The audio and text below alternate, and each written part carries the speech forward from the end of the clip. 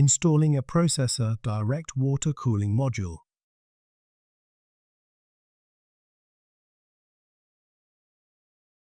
Remove the screws that secure the firmware and ROT security module.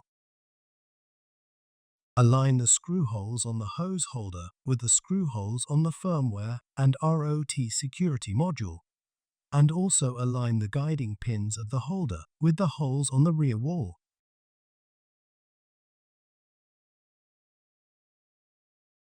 Fasten the two screws to secure the hose holder to the system I/O board. Install the DWCM on the system board assembly.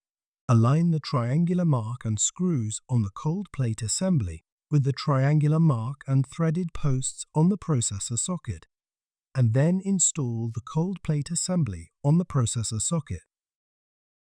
Fully fasten the 6 Torx T20 captive screws in the installation sequence shown on the cold plate.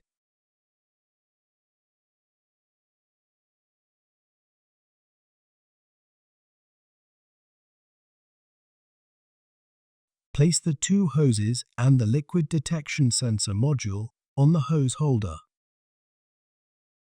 The hoses have guide labels attached. Make sure to align the labels with the holder latches as shown. Otherwise, the hoses might obstruct the connectors on the system board assembly. Insert the liquid detection sensor module into the holder beside the hoses. Make sure that the side with a status head is facing up and route the cables as shown. Connect the liquid detection sensor module cable to the connector on the system board assembly.